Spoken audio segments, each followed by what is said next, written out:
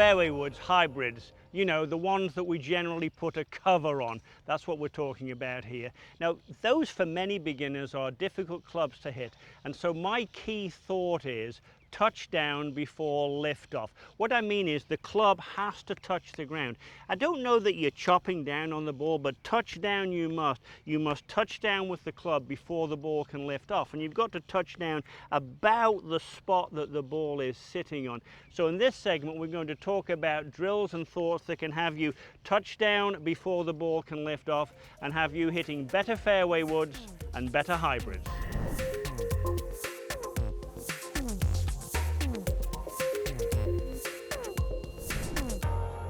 And now we're going to talk about the hybrids and the fairway woods and how the club has to touch down before the ball can lift off. Let's talk a little bit about the difference between a hybrid and a fairway wood. A hybrid is sort of a cross between an iron and a wood. I think you can see the hybrid, the head is a good deal smaller than my 3-wood. A hybrid is generally easier to hit off the fairway, off the ground, than a 3-wood or a 5-wood. And the 3-wood off the ground, not an easy shot, but I'm going to teach you what you need to do with it. But the hybrid, when you're just getting into golf, probably the hybrid, this is a 3 hybrid, it's got 18 degrees of loft, a little bit easier to hit than the 3-wood, which has 15 degrees of loft. There's only 3 degrees of loft difference in there, but this one is much easier to hit than the 3-wood. So we'll come to the 3-wood. But irrespective of whether you're hitting a 3-wood, a 5-wood, a 7-wood or a hybrid, it is important that the circle you make with the head of the club, the circle must touch the ground about the same time that you're hitting the ball.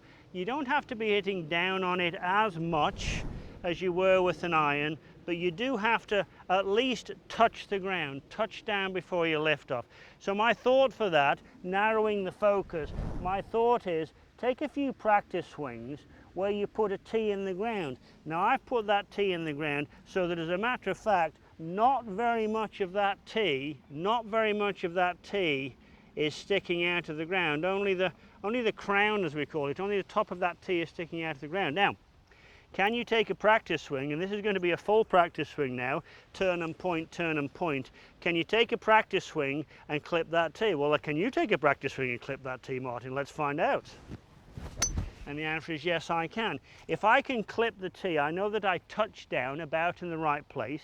So if I can clip the tee, if I can touch down, when the club touches down, I can thoroughly expect that the ball will lift off. Because remember, the same with the woods, it's the loft that creates the lift. It's not you. It's not you trying to lift it. There's enough loft on this club. There's nearly 20 degrees of loft on this club. So if I touch down before the ball lifts off, I will be fine. Everything else staying about the same place that I'm going to touch down before the ball comes in the air. Similar looking swing, but just making sure I touch the ground. Making sure I touch the ground there and get that ball going down the fairway. So if I touch down before the ball lifts off, I am in good shape. Now, things that are really important for you to do that. An image used by a former US Open champion, so helpful. It's an image, it's not a reality. As I'm dragging these 4 balls over there, a very famous US Open champion would tell all his students, especially the beginners, imagine there are 4 golf balls there. Imagine there are 4 golf balls there, and you want your swing to hit 1, 2, 3, 4 golf balls. You actually can't hit 4 balls at the same time. Please don't try, it doesn't look very good, but it would just help you understand how you've got to keep the club low to the ground. What you could do is line those 4 balls up and then leaving your stance where it is, move ball number 1, move ball number 2, move ball number 3, have the club at ball number 1 and see if you can hit ball number 4. It's not easy, but if you can hit ball number 4, you might pull it a bit, but if you can hit ball number 4, you can be sure that you've kept the club low to the ground and the touchdown results in the liftoff. Now, sometimes people will say, you know, in life, there are some lines that shouldn't be crossed. Well, I can tell you this, in golf, there's some lines that should be crossed. And one of those lines is this one for fairway woods and hybrids.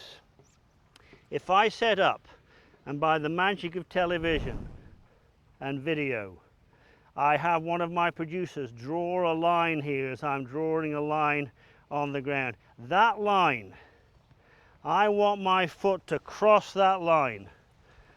I've got a line there, I want my foot to cross that line. That's going to make sure my weight gets forward. So if I imagine a line right there, I'm going to make sure I have a little bit of weight shift, a little bit of getting off the trail foot. So I'm crossing that line, I'm getting the weight forwards. What's that doing?